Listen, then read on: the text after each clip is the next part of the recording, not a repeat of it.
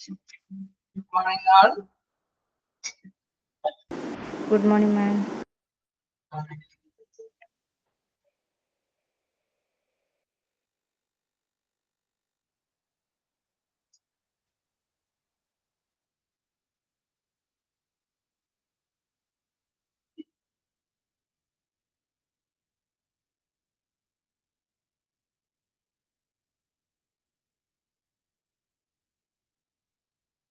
Late down, okay.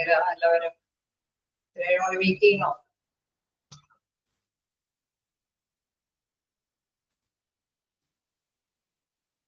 അതായത് നമുക്ക് നമ്മുടെ മെഡിക്കൽ എക്യുപ്മെന്റ് അതിന്റെ കുറച്ച് ഭാഗം കൂടി എന്തായാലും എക്യുപ്മെന്റ്സിന്റെ പോർഷൻസ് കവർ ചെയ്യാനാണ് നിർദ്ദേശം. അതിൽ തന്നെ നമുക്ക് പോർഷൻസ് തീർത്തും കവർ ചെയ്യാം. അതിനുശേഷം നമുക്ക് റിവിഷനിലേക്ക് സ്റ്റാർട്ട് ചെയ്യാം. നമ്മൾ കുറച്ച് അല്ലെ അധികം നമ്മള് യൂറോഫ്ലോമീറ്റർ വരെ നമ്മളെടുത്തു. യൂറോഫ്ലോമീറ്റർ ഞാൻ എടുത്തിട്ടില്ല, എടുത്താണെന്നാണ് ഞാൻ പറയാതിരുന്നത്. വേണമെങ്കിൽ റിപ്പീറ്റ് ചെയ്യാം. നിങ്ങൾ വായിച്ചു നോക്കിയായിരുന്നോ? എക്യുപ്മെന്റ്സ് കുഴപ്പമില്ല. എന്തെങ്കിലും ഡൗട്ടുകൾ ഉണ്ടെങ്കിൽ ചോദിക്കുക.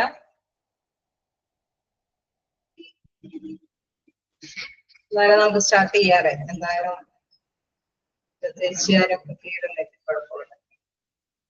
അപ്പോ നമുക്ക് കണ്ടിന്യൂ ചെയ്യാം. യൂറോഫ്ലോമീറ്റർ ഞാൻ ജസ്റ്റ് ഒന്ന് പറയാം. എന്തായാലും മിസ് എടുത്തതാണ് അല്ലെ. യൂറിന്റെ ആ ഫ്ലോ അറിയാൻ വേണ്ടിയിട്ടാണ്, ക്ലിയർ ആണെന്ന് പറയുന്നുണ്ട്. അപ്പോ എന്താണ് നമ്മുടെ യൂറിന്റെ ആ ഫ്ലോ അറിയാൻ വേണ്ടിയിട്ട്, അതായത്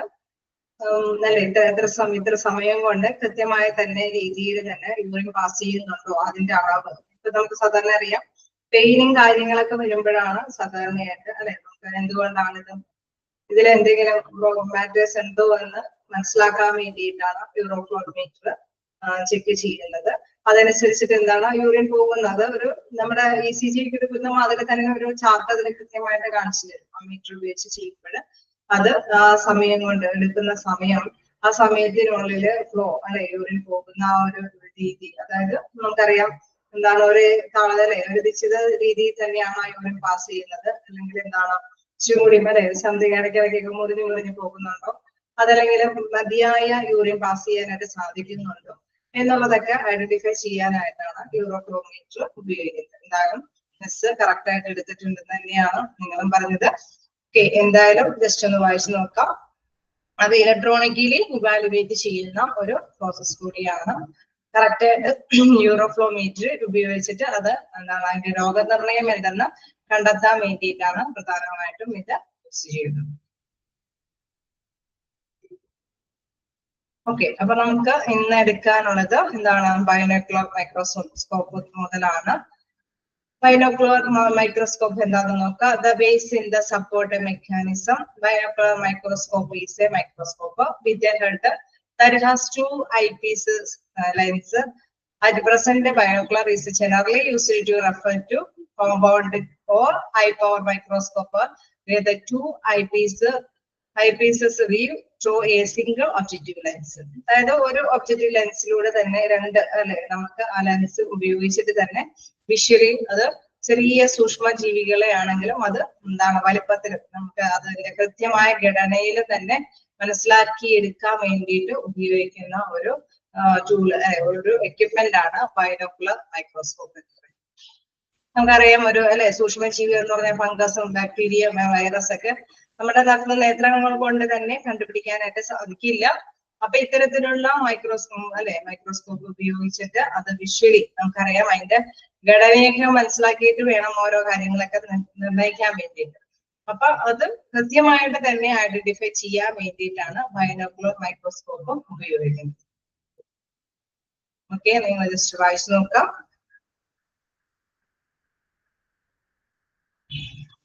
അതിന്റെ മൈക്രോസ്കോപ്പി എന്ന് പറയുമ്പോൾ അതിന്റെ ആ ശാഖയാണ് സൂക്ഷ്മദർശിനി അല്ലെ, ശാസ്ത്രശാഖയാണ് മൈക്രോസ്കോപ്പി എന്ന് പറയുന്നത്. ബൈനോക്കുലർ മൈക്രോസ്കോപ്പി എന്ന്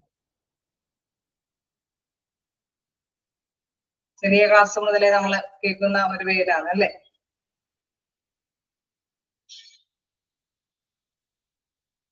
ഓക്കെ, ഇനി നമുക്ക് നെക്സ്റ്റ് നോക്കാനുള്ളത് ഓക്കെ അല്ലേ, നെക്സ്റ്റ് സെൻട്രിഫ്യൂജ്. എന്താണ് സെൻട്രിഫ്യൂജ് എന്ന് പറയുന്നത്? അതായത് അപകൃത ഫലം എന്നൊക്കെയാണ് അതിന്റെ ഒരു കൃത്യമായിട്ടുള്ള മലയാളം മീനിങ് പറയുന്നത്. Centrifuge is A laboratory instrument that is used to separate fluids, gas or liquid. അതായത് ഇത് ലബോറട്ടറികളിൽ അല്ലെ നമ്മുടെ ലാബിലൊക്കെ ഉപയോഗിക്കുന്ന ഒരു ഉപകരണമാണ്. ഇത് എന്തിനാ പ്രധാനമായിട്ട് ഉപയോഗിക്കുന്നതെന്ന് പറഞ്ഞു കഴിഞ്ഞാൽ ഫ്ലൂയിഡ്, ഗ്യാസുകളും ലിക്വിഡ്, അതായത് നമുക്കറിയാം കുറച്ച് ജലപദാർത്ഥവും കുറച്ച് വായു അല്ലെ നമ്മൾ ഒരു ലിക്വിഡിൽ തന്നെ അത് സെപ്പറേറ്റ് ചെയ്യണം എന്നുണ്ടാവും. അപ്പൊ അത് നമുക്കറിയാം ജലപദാർത്ഥങ്ങൾ താഴേക്ക് അടിഞ്ഞു കൂടിയിട്ട് മുകളിലേക്ക് അത് നിൽക്കുക എന്നുള്ള ഒരു കണ്ടീഷനിലേക്ക് ആക്കിയെടുക്കാൻ എളുപ്പത്തില് ആ ഒരു രീതി ആ ഒരു വർക്ക് ചെയ്യാൻ വേണ്ടിയിട്ട് സെൻട്രിഫ്യൂജ് ഉപയോഗിക്കുന്നത്, ആ മെഷീൻ ഉപയോഗിക്കുന്നത്. അതെന്താണ്? സാധാരണയായിട്ട് ബേസ്ഡ് ഓൺ ഡെൻസിറ്റി, അതായത് സാന്ദ്രതയുടെ അടിസ്ഥാനത്തിലാണ് അത് കൈകാര്യം ചെയ്യുന്നത്. Separation is attained by spinning a vessel that contain material at high speed. The centrifugal force propels heavier materials to the outside of the vessel. അതായത് ഇതിന്റെ ഒരു പ്രത്യേകത അനുസരിച്ചിട്ട് അതിനെ തുറന്ന ഭാഗമില്ലേ, അതിന്റെ ഭാഗത്തിന്റെ ഉള്ളിലെല്ലാം സെപ്പറേറ്റ് ഓരോ ഇതുകളുണ്ടാവും, റോകളുണ്ടാവും. അതിലെല്ലാം തന്നെ നമ്മള് ലാബിലേക്ക് ടെസ്റ്റിന് വേണ്ടിയിട്ടൊക്കെയുള്ള കാര്യങ്ങളൊക്കെ അത് കൃത്യമായിട്ട് തന്നെ അതിൽ ഡെപ്പോസിറ്റ് ചെയ്തിട്ടുണ്ടാകും. എന്നിട്ട് അധികമായിട്ട് ഇത് ഭയങ്കര സ്പീഡില്, ഹൈ സ്പീഡിൽ തന്നെ ഇത് കറങ്ങും. അപ്പൊ അതനുസരിച്ചിട്ട് എന്താണ് അതിന്റെ ആ ഒരു ഖരപദാർത്ഥങ്ങളൊക്കെ ഒരു ഭാഗത്തേക്ക് അടിഞ്ഞുകൂടി ബാക്കി ഭാഗം അതായത് സെപ്പറേറ്റ് ചെയ്യും. നമ്മുടെ ലിക്വിഡും എന്താണ് സോളിഡുമായിട്ടുള്ള കാര്യങ്ങൾ അല്ലെങ്കിൽ ഫ്ലൂയിഡും ഗ്യാസും ആ വാതകങ്ങളൊക്കെ സെപ്പറേറ്റ് ചെയ്ത് തന്നെ അതിൽ കൃത്യമായിട്ട് നോട്ട് ചെയ്യാനായിട്ട് സാധിക്കും. അപ്പൊ ഈ ഒരു ഇതില് എത്രത്തോളം ഇത് ഖരപദാർത്ഥങ്ങൾ അടിഞ്ഞു കൂടിയിട്ടുണ്ട്, ഇപ്പൊ നമ്മുടെ എന്താ പറയുക ബ്ലഡിലോ യൂറിനിലോ അല്ലെങ്കിൽ അത് മറ്റേതെങ്കിലും സംഭവങ്ങളിലെല്ലാം തന്നെ എത്രത്തോളം ഇത് അടിഞ്ഞു കൂടിയിട്ടുണ്ട് എന്ന് കൃത്യമായിട്ട് തന്നെ മനസ്സിലാക്കിയെടുക്കാനായിട്ട് സാധിക്കും എന്നുള്ളതാണ്. അപ്പൊ അത് സ്പീഡിൽ അടിഞ്ഞു ചെയ്യുന്നതോടൊപ്പം തന്നെ വർക്ക് ചെയ്യുന്നതോടൊപ്പം തന്നെ ആ സെൻട്രിഫ്യൂഗൽ ഫോഴ്സിന്റെ ആ ഒരു ഇതിലൂടെ തന്നെ കൈകാര്യം ചെയ്യുമ്പോൾ അത് മുന്നോട്ട് ഓരോന്നും മുന്നോട്ട് അതാണ് പ്രൊപ്പൽ ഹെവിയർ മെറ്റീരിയൽ എന്ന് പറയുന്നത്. അത് ആ ഹെവിയർ ആയിട്ടുള്ള മെറ്റീരിയൽസ് ഒക്കെ മുന്നോട്ട് താഴേക്ക് ഇതിൽ വരുന്ന ബാക്കി ഭാഗങ്ങളെല്ലാം കൃത്യമായിട്ട് തെളിഞ്ഞു വരും. അപ്പൊ പെട്ടെന്ന് തന്നെ ഇവർക്ക് ലാബിൽ ഇത്തരത്തിലുള്ള പ്രവർത്തനങ്ങള് എന്താണ് അതിവേഗം നടത്തിക്കൊണ്ടു പോകാനായിട്ട് സാധിക്കും എന്നുള്ളതാണ്. സെൻട്രിഫ്യൂജ് എന്ന് പറയുന്ന ഒരു മെഷീൻ ആണ്, അത് ലാബിൽ ഉപയോഗിക്കുന്നതാണ്. പ്രധാനമായിട്ടും നമ്മൾ വേർതിരിച്ച് കാണിക്കാൻ വേണ്ടിയിട്ട്, അതായത് ലിക്വിഡും അല്ലെങ്കിൽ ഗ്യാസും അല്ലെങ്കിൽ ഫ്ലൂയിഡ്സുകളും അതിനുള്ളിൽ എന്തൊക്കെയാണ് അടങ്ങിയിരിക്കുന്നത്, അതിൽ കട്ടിയായ ഭാഗങ്ങളെല്ലാം അടിഞ്ഞു കൂടിയിട്ട് ബാക്കി ഭാഗങ്ങളെല്ലാം സെപ്പറേറ്റ് ചെയ്ത് തെളിഞ്ഞു നിൽക്കുന്ന കാണിക്കാൻ വേണ്ടിയിട്ടൊക്കെയാണ് അത് പ്രധാനമായിട്ടും ഉപയോഗിക്കുന്നത്. ജസ്റ്റ് വായിച്ചു നോക്കാം.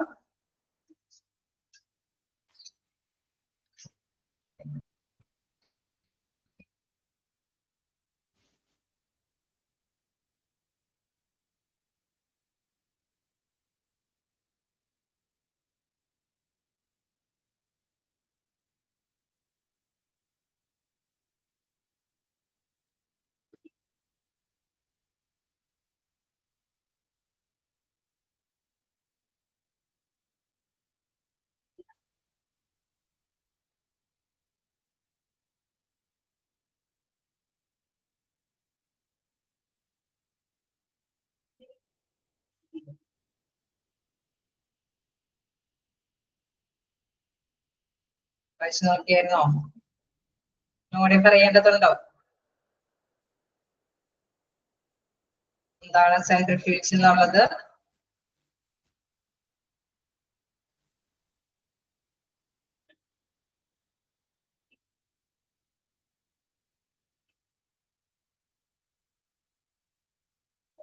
വായിച്ചിട്ട് ക്ലിയർ ആണ്. എല്ലാവരും തന്നെ ഒന്ന് റെസ്പോണ്ട് ചെയ്യാട്ടോ. സെൻട്രിഫ്യൂജ് എന്ന് പറയുന്നത് നമുക്കറിയാം സെപ്പറേറ്റ് ചെയ്ത് പെട്ടെന്ന് നിങ്ങൾ ഓരോ ഇതില് മനസ്സിലാക്കിയാൽ മതി. ലബോറട്ടറിയിൽ ഉപയോഗിക്കുന്ന ഒരു ഉപകരണമാണ്. സാന്ദ്രത കൂടിയ കണങ്ങളെ ട്യൂബിന്റെ അടിയിലേക്ക് സ്ഥിരമാക്കിയിട്ട് ബാക്കി ഭാഗം സെപ്പറേറ്റ് ചെയ്ത് കാണിക്കാൻ വേണ്ടിയിട്ട് പ്രധാനമായിട്ട് ഉപയോഗിക്കുന്നത്. അതായത് ഒരുപാട് ഇതുകള് അതിലേക്ക് ടെസ്റ്റ് ട്യൂബുകൾ അല്ലെ സെൻട്രിഫ്യൂജില് ലബോറട്ടറികളില് സാമ്പിൾ ട്യൂബുകൾ ഒരുപാട് ഉണ്ടാവും. അത് ഒന്നിച്ച് തന്നെ കൈകാര്യം ചെയ്ത് ഒന്നിച്ച് കറക്കുമ്പോൾ എല്ലാത്തിന്റെയും സാന്ദ്രത കൂടിയ ഭാഗങ്ങളെല്ലാം അടിയിലേക്ക് അടിഞ്ഞുകൂടി ബാക്കിയുള്ള ഭാഗം സെപ്പറേറ്റ് ചെയ്ത് കാണിക്കും. അപ്പൊ പെട്ടെന്ന് പ്രവർത്തനങ്ങൾ സാധ്യമാക്കാൻ സാധിക്കും. നെക്സ്റ്റ് നോക്കുക, മിനി റോട്ടറി ഷേക്ക്. മാതിരി തന്നെയുള്ള മറ്റൊരു ഉപകരണമാണ് മിനി റോട്ടറി ഷേക്ക്. ഇത് എന്താണ് പറയുന്നത്? It help to mix fluid in test tubes and glass vessels of different volumes. അതായത് നമുക്ക് അറിയാം പല പല സംഭവങ്ങൾ അല്ലെ, ടെസ്റ്റിങ് കാര്യങ്ങൾക്കൊക്കെ വരുമ്പോൾ കുറച്ച് നമുക്ക് കിടക്കായിട്ട് മിക്സ് ചെയ്തിട്ടൊക്കെയാണ് അവര് കാര്യങ്ങളൊക്കെ ചെയ്യുന്നത്. അപ്പൊ അത് മിക്സ് ചെയ്യണമെങ്കിൽ നമ്മളിങ്ങനെ എല്ലാവരും ഓരോന്നിങ്ങനെ കുലുക്കി കൈകാര്യം ചെയ്യാന്നൊക്കെ പറഞ്ഞു കഴിഞ്ഞാൽ ഭയങ്കര ഇതാണ്. അപ്പൊ ഓരോ ഭാഗങ്ങൾ എന്താണ് അവരാവശ്യമായ സാധനങ്ങളെല്ലാം ആ ടെസ്റ്റ് ട്യൂബിലേക്ക് എല്ലാം അല്ലെങ്കിൽ എന്താണ് ഗ്ലാസ് വെസൽസിലേക്ക് എല്ലാം നിക്ഷേപിച്ചിട്ട് ഡിഫറെന്റ് വോളിയംസിലേക്ക്, അതായത് വ്യത്യസ്ത അളവിലായിരിക്കും ആ ഒരു ഗ്ലാസ്സിൽ അല്ലെങ്കിൽ ട്യൂബില് നിക്ഷേപിക്കേണ്ടതായിട്ട് വരുന്നത് വ്യത്യസ്ത പദാർത്ഥങ്ങള്. അത് അതിലേക്ക് നിക്ഷേപിച്ചിട്ട് എന്താ ചെയ്യുന്നത്? ഇതേമാതിരി തന്നെ ഷേക്ക് അല്ലെ, shakes and applications in pathology, micrology, chemistry, molecular biology, അതായത് ഇത്തരത്തിലുള്ള കാര്യങ്ങളിലേക്കൊക്കെ എന്താണ് പ്രധാനമായിട്ടും ഇതിന്റെ അല്ലെ പല പല കൗണ്ട് ഇച്ചിരി കുറച്ച് സാധനങ്ങളെല്ലാം മിക്സ് ചെയ്തിട്ടായിരിക്കണം കുറെ കാര്യങ്ങൾ ചെയ്യേണ്ടതുള്ളത് അല്ലെ. രസതന്ത്ര ശാഖയാണെങ്കിലും അതേമാതിരി തന്നെ നമ്മുടെ സൂക്ഷ്മ സംഭവങ്ങളൊക്കെ ആണെങ്കിലും എല്ലാ കാര്യത്തിലും എന്താണ് പൊതുവെ ഇത് മിക്സ് ചെയ്തിട്ട് വേണം നമുക്ക് കൈകാര്യം ചെയ്തിട്ട് അതിന്റെ റിയാക്ഷൻ ഒക്കെ മനസ്സിലാക്കിയെടുക്കാനായിട്ട് വരുന്നത്.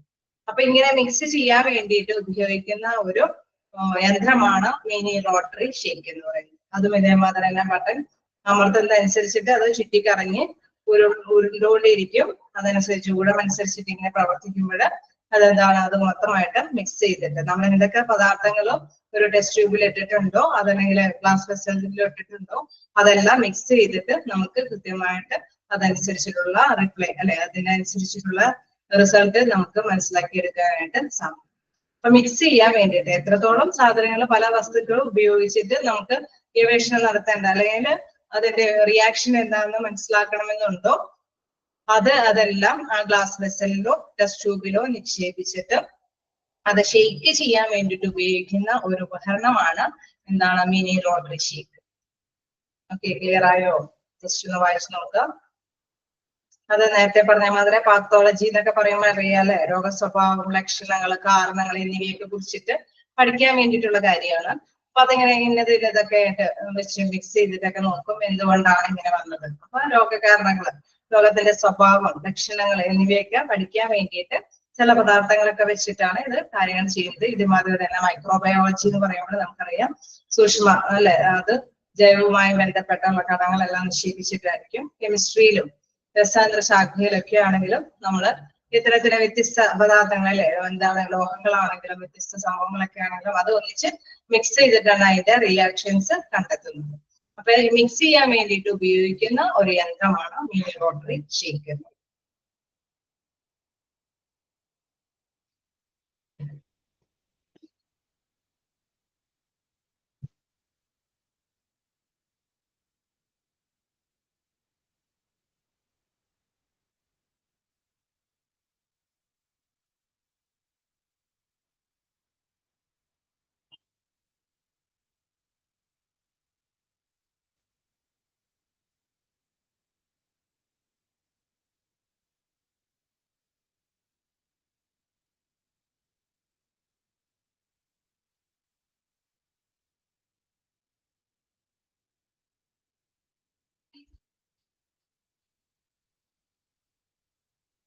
കിട്ടിയോ? മിനി റോട്ടറി ഷേക്ക് ഓക്കെ ആയോ?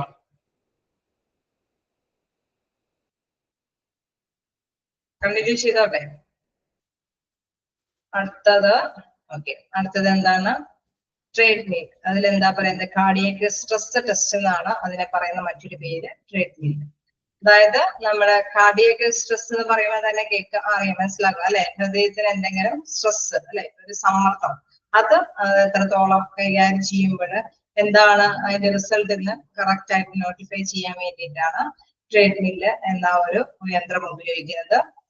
നോക്കാം എന്താന്ന്. Also known as cardiac stress test. This is A cardiological test that evaluates the hertz capacity to respond to external stress in a controlled clinical environment.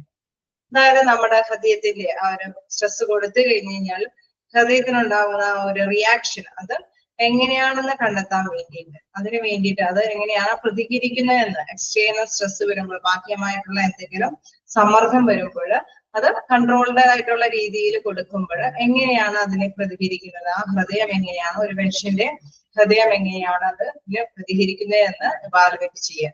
അത് വിശകലനം ചെയ്യാൻ വേണ്ടിയിട്ടാണ് ഈ ട്രെഡ്മില്ല് ഉപയോഗിക്കുന്നത്.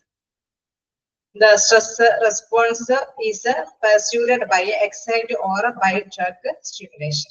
അതായത് നമ്മള് ഇതിലൂടെ നമുക്ക് മനസ്സിലാക്കിയെടുക്കാം കപ്പാസിറ്റി എന്തോരമുണ്ട്, ഒരു മനുഷ്യന്റെ ഹൃദയത്തിന് എത്രത്തോളം കപ്പാസിറ്റി ഉണ്ട്. ഇങ്ങനെയുള്ള എന്തെങ്കിലും എക്സ്റ്റേണൽ ആയിട്ടുള്ള സിറ്റുവേഷൻസ് വരുമ്പോൾ ഹൃദയത്തിന് അതിനെ നമ്മൾ റെസ്പോണ്ട് ചെയ്യാനായിട്ട്, അത് പ്രതികരിക്കാനായിട്ട് ചിലപ്പോൾ കപ്പാസിറ്റി കുറവുണ്ടോ, അത് എത്രത്തോളമാണ് ഈ വ്യക്തിക്ക് അതിനുള്ള കഴിവുള്ളത് എന്ന് കൃത്യമായിട്ട് ഐഡന്റിഫൈ ചെയ്യാൻ വേണ്ടിയിട്ടാണ് ട്രെഡ്മില്ല് എന്ന ഒരു എക്യുപ്മെന്റ് ഉപയോഗിക്കുന്നത്.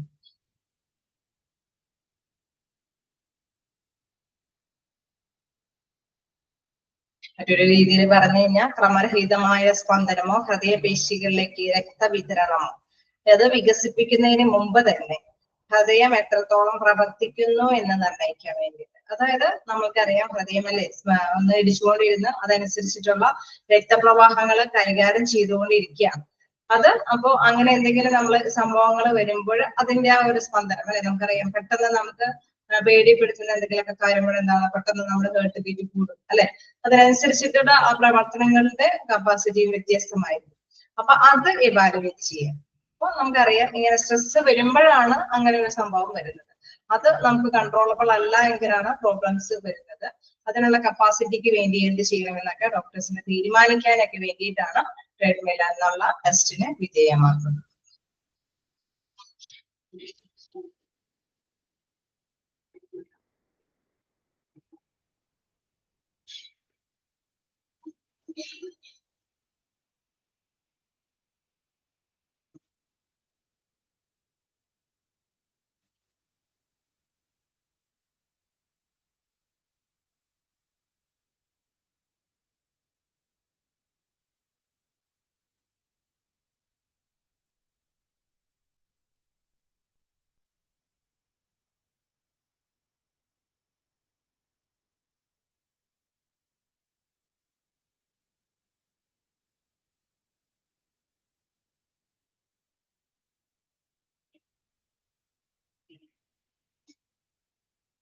ഓക്കെ, കണ്ടിന്യൂ ചെയ്യാലോ. നിങ്ങൾ എന്തായാലും വായിച്ചു പോകാൻ ഇത്തിരി സമയം തരുന്നുണ്ട് കേട്ടോ. ആ നേരം കൊണ്ട് പേരുകളെല്ലാം പുതിയ പേരുകളൊക്കെ ആവുമ്പോൾ ജസ്റ്റ് ഒന്ന് മനസ്സിലാക്കാനും അത് ഓർപ്പിക്കാൻ വേണ്ടിയിട്ടാണ്. എന്തെങ്കിലും എഴുതിയിരിക്കാനുണ്ടെങ്കിൽ ജസ്റ്റ് മോളിലേക്ക് ഒന്ന് കുറച്ച് വെക്കാം, അപ്പൊ നിങ്ങൾക്ക് വായിക്കുമ്പോൾ മനസ്സിലാവും. ഇനി ഗ്ലൂക്കോമീറ്റർ എന്ന് പറയുമ്പോഴും നമുക്കറിയാം മിക്കവാറും എല്ലാവരും വിസിബിൾ ആയിട്ടുള്ള ഒരു കാര്യമാണ് അല്ലെ. മിക്കപ്പോഴൊക്കെ ഗ്ലൂക്കോമീറ്റർ വഴിയാണ് നമ്മുടെ ഇതല്ലേ പഞ്ചസാരയുടെ അളവ് കണക്കാക്കാനായിട്ട് ഈ കാലഘട്ടങ്ങളിൽ ഉപയോഗിക്കുക. അതെ, ഷുഗർ ടെസ്റ്റ്. അപ്പൊ glucose meter is a medical equipment which is used to determine the proper concentration of glucose in the ബ്ലഡിൽ അടങ്ങിയിരിക്കുന്ന പഞ്ചസാരയുടെ അളവ് കൃത്യമായിട്ട് അത് ഷുഗർ ടെസ്റ്റ് നടത്താൻ വേണ്ടിയിട്ടാണ് ഈ ഒരു ഗ്ലൂക്കോമീറ്റർ ഉപയോഗിക്കുന്നത്. It can also be a piece of glucose paper immersed into a substance and measured into glucose chart. അതായത് നമ്മുടെ ബ്ലഡ് അല്ലെ അവര് ജസ്റ്റ് ഒന്ന് ഇത് ചെയ്തിട്ട് അതിലേക്ക് ഒരു ഇത് നിങ്ങൾ കണ്ടിട്ടുണ്ടാവും, അതിലേക്ക് ആ ഒരു ഇത് വരുമ്പോൾ പേപ്പർ അത് കറക്റ്റ് ആയിട്ട് മുങ്ങുമ്പോൾ കൃത്യമായിട്ട് തന്നെ നോട്ട് ചെയ്യും. അതുകൊണ്ട് വിസിബിൾ ആയിട്ട് കാണും എത്രത്തോളമാണ് അല്ലെ അളവ് എന്നുള്ളത് കൃത്യമായിട്ട് തന്നെ ഇവിടെ കാണിച്ചു തരും. അപ്പൊ ഷുഗറിന്റെ അളവ് കൃത്യമായിട്ട് നിർണ്ണയിക്കും. അതനുസരിച്ചിട്ട് ഈ വ്യക്തിക്ക് ഇത്രയും ഷുഗർ ആണോ ഉള്ളതെന്ന് നിർണ്ണയിക്കാനായിട്ട് സാധിക്കും. ഇതാണ് ഗ്ലൂക്കോമീറ്ററിന്റെ ഉപയോഗം. ഷുഗർ ടെസ്റ്റ് ചെയ്യാൻ ഉപയോഗിക്കുന്ന ഒരു എക്യുപ്മെന്റ് ആണ് ഗ്ലൂക്കോമീറ്റർ. ജസ്റ്റ് വായിച്ചു നോക്കാം.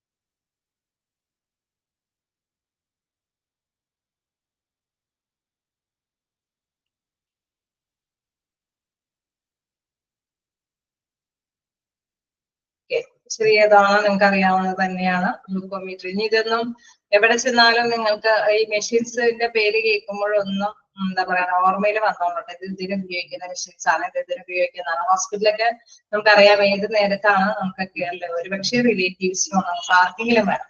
അപ്പൊ ഈ യന്ത്രത്തിന്റെയൊക്കെ ആ ഒരു ഇതുകള്, അത് മെഷീൻസിന്റെ ഉപയോഗം നമ്മുടെ മൈൻഡിലുണ്ടെങ്കിൽ അതനുസരിച്ചിട്ട് അല്ലെ മറ്റുള്ളവർക്ക് ഷെയർ ചെയ്യാനും അത് പെട്ടെന്ന് തന്നെ ക്യാച്ച് ചെയ്യാനായിട്ട് സാധിക്കും. ഇതൊന്ന് ഓർമ്മയിലേക്ക് വെച്ചേക്കാം. ഇനി നമുക്ക് നെക്സ്റ്റ് നോക്കാനുള്ളത് ഇൻഫ്യൂഷൻ പമ്പ്. ഇൻഫ്യൂഷൻ പമ്പ് എന്ന് പറയുന്നത് നമ്മൾ നേരത്തെ ഒരു സിറിഞ്ച് പമ്പിന്റെ ഒരു പ്രാധാന്യത്തെ കുറിച്ച് നമ്മൾ പറഞ്ഞായിരുന്നു. ഇപ്പൊ ശരീരത്തിലേക്ക് ആവശ്യമായ ഫ്ലൂയിഡ്സ് അല്ലെങ്കിൽ മറ്റൊരു മെഡിസിൻസ് ഒക്കെ നിശ്ചിത അളവിലേക്ക് പമ്പ് ചെയ്യാൻ പറ്റുന്ന ഒരു ഉപകരണമാണ് ഇൻഫ്യൂഷൻ പമ്പ്. അത് സിറിഞ്ച് പമ്പിൽ നമ്മൾ പണ്ടായിരുന്ന ഒരു നിശ്ചിത രീതിയിൽ, ഒരു ചെറിയ തോതിലുള്ള രീതിയിൽ തന്നെ അത് കൈകാര്യം ചെയ്യാൻ പറ്റും. ഇൻഫ്യൂഷൻ പമ്പിൽ എത്രത്തോളം കൈകാര്യം ചെയ്യാൻ പറ്റുമോ അത്രത്തോളം നമുക്ക് കൊടുക്കാനായിട്ട് സാധിക്കും എന്നുള്ളതാണ് ഒരു പ്രത്യേകത.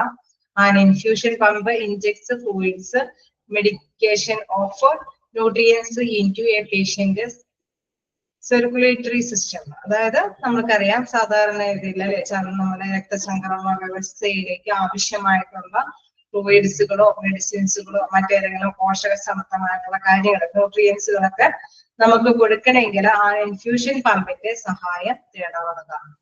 നമുക്കറിയാം സാധാരണ രീതിയിൽ അവർക്ക് എല്ലാ കാര്യങ്ങളും അല്ലേ സാധാരണ സ്വമേധിയെ കൈകാര്യം ചെയ്യാൻ പറ്റാത്ത ക്രിട്ടിക്കൽ ആയിട്ടുള്ള പേഷ്യൻസ് ഒക്കെ വരുമ്പോൾ അവർക്കാണ് ഇത്തരത്തിലുള്ള എക്യുപ്മെന്റ് ഉപയോഗിക്കുന്നത്. It is commonly used intravenously, although substituents are arterial and sometimes used for epidural infusion. അതായത് സാധാരണയായിട്ട് നമുക്കറിയാം ഇൻട്രാവീനിയസ് എന്ന് പറയുമ്പോൾ അല്ലെ നമ്മള് സാധാരണയായിട്ട് നമ്മളെ നരമ്പിലൂടെ തന്നെ സ്വന്തമായിട്ട് നമുക്ക് ഒരു നിശ്ചിത രീതിയിൽ തന്നെ അല്ലെ ഒരു നിയന്ത്രിത രീതിയിൽ ശരീരത്തിന്റെ ലേക്ക് ദ്രാവക രൂപത്തിൽ എത്തിക്കാൻ ഉപയോഗിക്കുന്ന ഒരു മെഡിക്കൽ ഉപകരണമാണ്. സാധാരണ രീതിയിൽ നമ്മുടെ നെർവസ് സിസ്റ്റം ഉപയോഗിച്ചിട്ട് തന്നെ നരമ്പിലൂടെ നമുക്ക് ഉപയോഗിക്കാനായിട്ട് സാധിക്കും. ദെൻ ഓൾദോ എന്താ പറയുന്നത് സബ്ക്യൂട്ടീനിയസ് എന്ന് പറയുമ്പോൾ നമ്മുടെ ചർമ്മത്തിന്റെ അടിയിലൊക്കെ കൊഴുപ്പുകളൊക്കെ ഉണ്ട് അല്ലെ. അപ്പൊ അവിടെയൊക്കെ ചിലപ്പോൾ ചില മെഷീൻസ് എന്താണ് മരുന്നുകളൊക്കെ കൊടുത്താൽ കൊഴുപ്പിനെയൊക്കെ അലിയിച്ച് കളയണമെന്നുണ്ട്. അപ്പൊ അത്തരത്തിലുള്ള ആവശ്യത്തിന് ഈ ഇൻഫ്യൂഷൻ പമ്പ് ഉപയോഗിക്കാവുന്നതാണ്. സബ്ക്യൂട്ടീനിയസ് എന്ന് പറയുമ്പോൾ കൊഴുപ്പ് ചർമ്മത്തിന്റെ അടിയിലേക്ക് നമുക്ക് ഈ പമ്പിന്റെ സഹായം എത്തിക്കാവുന്നതാണ്. ഇൻട്രാവീനിയസിൽ നമുക്കറിയാം സാധാരണ രീതിയിലുള്ള ഞരമ്പുകൾ വഴി നമുക്ക് കൊടുക്കാവുന്നതാണ്. Then atrial and sometimes used for epidural infusion. അതായത് നമ്മൾ സാധാരണ ധമനികൾ വഴിയും അതല്ലെങ്കിൽ നമുക്ക് എപ്പിഡ്യൂറൽ ഇൻഫ്യൂഷൻ എന്ന് പറയുന്നത് നമ്മുടെ സുഷുമ്നാ നാഡിയുണ്ട്. അപ്പൊ അവിടെയും എന്താണ് എന്തെങ്കിലും നടുവേദനയൊക്കെ വരുന്ന സമയങ്ങളിലൊക്കെ പെയിൻ കില്ലറും സംഭവങ്ങളൊക്കെ നമുക്ക് ഇങ്ങനെ ഈ രീതിയിൽ പമ്പ് ചെയ്ത് കൊടുക്കാനായിട്ട് സാധിക്കുമെന്നുള്ളത്. അല്ലെങ്കിൽ അനസ്തേഷ്യയോ അല്ലെങ്കിൽ എന്തെങ്കിലും പെയിനും കാര്യങ്ങളൊക്കെ വരുമ്പോൾ ദ്രാവകങ്ങളോ ഇതുകളോ മരുന്നുകളെല്ലാം ഒരു ലിക്വിഡിന്റെ രൂപത്തിൽ അല്ലെ നമ്മുടെ ഫ്ലൂയിഡിന്റെ രീതിയിൽ തന്നെ ദ്രാവക രൂപത്തിൽ പമ്പ് ചെയ്ത് ഉപയോഗിക്കാനായിട്ട് സാധിക്കുന്ന ഒരു ഉപകരണമാണ് ഇൻഫ്യൂഷൻ പമ്പ് എന്ന് പറയുന്നത്.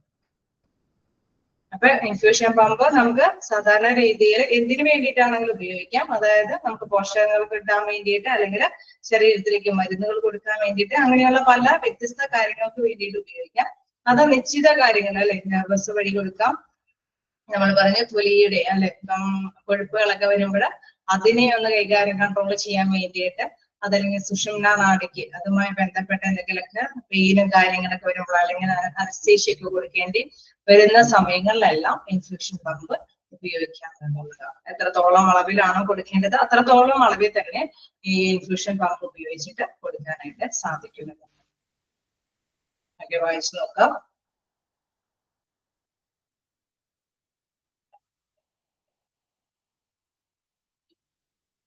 കുറച്ച് പേരുകളൊക്കെ അത് വരുന്നുണ്ട്. എന്താണ് സർക്കുലേറ്ററി സിസ്റ്റം എന്ന് പറയുമ്പോൾ രക്തചംക്രമണ അല്ലെ രക്തചംക്രമണ സംവിധാനത്തിലേക്ക്. പിന്നെ നമ്മള് കാണാനുള്ളത് സബ്ക്യൂട്ടീനിയസ് എന്ന് പറയുമ്പോൾ ചർമ്മത്തിന് കീഴിൽ സ്കിന്നിന് അടിയിലായിട്ട്. ആർട്രിയലൊക്കെ നിങ്ങൾക്ക് അറിയാവുന്നതാണ്. പിന്നെ എപ്പിഡ്യൂറൽ എന്ന് പറയുമ്പോൾ സാധാരണ രീതിയിലുള്ള നടുവേദനയൊക്കെ വരുന്ന സമയത്ത് സുഷുമ്നാ നാഡിയുമായി ബന്ധപ്പെട്ട അതിലേക്ക്.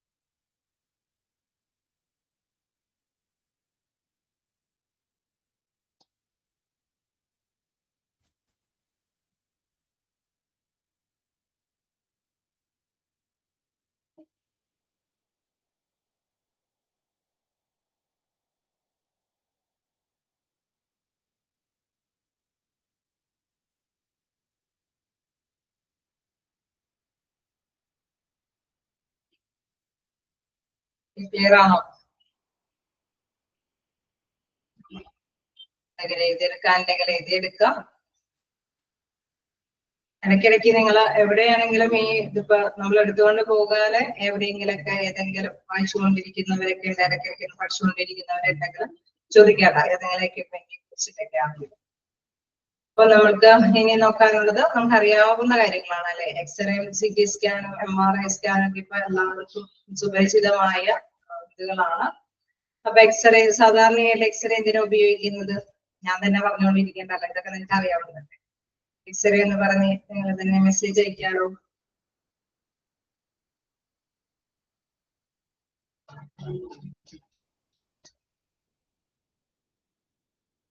Images of bones. ഓക്കെ, നമ്മൾ എവിടെയെങ്കിലും ഒരു ഒടിവോ ചതവോ ഒക്കെ വരുമ്പോൾ നമ്മൾ കുളുങ്ങുമ്പോഴോ അല്ലെങ്കിൽ എവിടെയെങ്കിലൊക്കെ പെയിനൊക്കെ വരുമ്പോൾ നമ്മൾ എന്തെങ്കിലും അല്ലെ എന്തെങ്കിലും പെട്ടെന്ന് വീഴ്ചയിലൊക്കെ സംഭവിക്കുമ്പോൾ ഫ്രാക്ചറൊക്കെ സംഭവിക്കുമ്പോൾ എന്തെങ്കിലും ചതവുകളൊക്കെ സംഭവിക്കുമ്പോൾ ഇന്ത്യൻ ഫ്രാക്ചേഴ്സ് നോക്കാനൊക്കെ ആയിട്ട് അല്ലെ എന്തെങ്കിലും ഉള്ളില് അല്ലെ എന്തെങ്കിലും ഉള്ളില് സംഭവിച്ചിട്ടുണ്ടോ എന്നൊക്കെ അറിയാൻ വേണ്ടിയിട്ട്. ഓക്കെ, എല്ലാം ശരി തന്നെയാണ്. അപ്പൊ നിങ്ങൾക്ക് മെസ്സേജ് അയക്കാൻ ഇഷ്ടമെന്നുള്ള കാര്യം മനസ്സിലാക്കാൻ ഇപ്പോഴാണ് ഇതിന്റെ സമയം ഉള്ളത്. അതുകൊണ്ടാണ് നിങ്ങൾക്ക് ഇതിലൂടെ അവസരം കിട്ടുന്നത്. അപ്പൊ എക്സ്റേ സാധാരണയായിട്ട് നമ്മൾ എടുക്കാറുണ്ട്. നമുക്ക് എവിടെയാണെങ്കിലും അല്ലെ എല്ലുകൾക്കോ എന്തെങ്കിലും ഞരമ്പുകളോ അങ്ങനെ എന്തെങ്കിലുമൊക്കെ വന്നിട്ടുണ്ടായിരുന്നു, ചതവുകൾ സംഭവിച്ചിട്ടുണ്ടെങ്കിലൊക്കെ അതറിയാൻ വേണ്ടിയിട്ടാണ് നമ്മൾ എക്സ്റേ എടുക്കാറുള്ളത്. അത് തന്നെയാണ് ഇവിടെ പറയുന്നത്. X-ray is a swift pain-free procedure that is done to make images of the structure within the body, especially the bones. അതായത് നമ്മുടെ എല്ലുകൾക്ക് എന്തെങ്കിലും സംഭവിക്കുമ്പോൾ അല്ലെങ്കിൽ മറ്റേതെങ്കിലും പ്ലേസിലൊക്കെ പെട്ടെന്ന് പെയിൻ ഒക്കെ വരുമ്പോൾ അത്രയും പെട്ടെന്ന് തന്നെ അതിന്റെ ഒരു പിക്ചർ അല്ല അതിന്റെ ഇമേജ് നമുക്ക് കണ്ടെത്തിയിട്ട് ഡോക്ടേഴ്സിന് അതിനെ തീരുമാനിക്കാനൊക്കെ സാധിക്കും. സ്വിഫ്റ്റ് എന്ന് പറയുമ്പോൾ എത്രയും വേഗം അല്ലെ എത്രയും വേഗം എക്സ്റേ എടുത്ത് കഴിഞ്ഞപ്പോൾ എന്തുകൊണ്ടാണ് ഈ പെയിൻ വന്നിരിക്കുന്നത് എന്ന് പെട്ടെന്ന് തന്നെ മനസ്സിലാക്കിയിട്ട് അതനുസരിച്ചുള്ള ട്രീറ്റ്മെന്റ് കാര്യങ്ങളിലേക്ക് ഡോക്ടേഴ്സിനെ നിർദ്ദേശിക്കാനായിട്ട് സാധിക്കും. അപ്പൊ എക്സ്റേ എന്ന് പറയുന്നത് എസ്പെഷ്യലി ബോൺസിനൊക്കെ എന്തെങ്കിലും നിങ്ങൾ പറഞ്ഞ മാതിരി ചതവുകളോ ഒടിവുകളോ അല്ലെ എന്തെങ്കിലും ഉള്ളിൽ എന്തെങ്കിലും സംഭവിച്ചിട്ടുണ്ടോ എന്ന് അറിയാൻ വേണ്ടിയിട്ട് സാധാരണ രീതിയിൽ പെട്ടെന്ന് എടുക്കുന്ന ഒരു ഇമേജ് എടുക്കുന്ന ഒരു പ്രോസസ്സിംഗ് നടത്തുന്ന ഒരു യന്ത്രമാണ് എന്താ മെഷീനാണ് എക്സ്റേ. ഇതുമാതിരി തന്നെയാണ് CT സ്കാൻ. CT സ്കാൻ എന്താ പറയുന്നത് അതൊന്നും നിങ്ങൾക്ക് അറിയോ നോക്കട്ടെ. CT സ്കാൻ എക്സ്റേ നിങ്ങൾക്ക് ഓക്കെ അല്ലേ? ഒന്ന് വായിച്ചു നോക്കിയേ.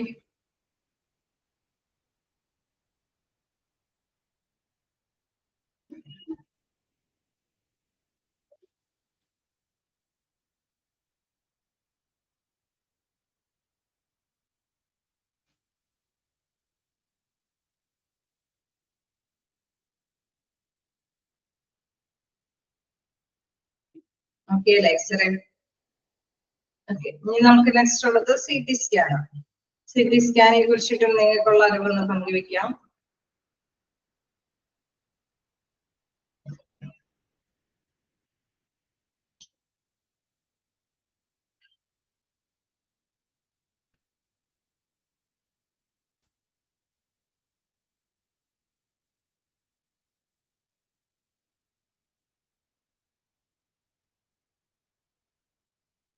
CT സ്കാനിനെ കുറിച്ചിട്ട് എക്സ്റേ പോലെ അത്രയും നമ്മൾ പങ്കുവയ്ക്കാനായിട്ടായിട്ടില്ലായിരിക്കും.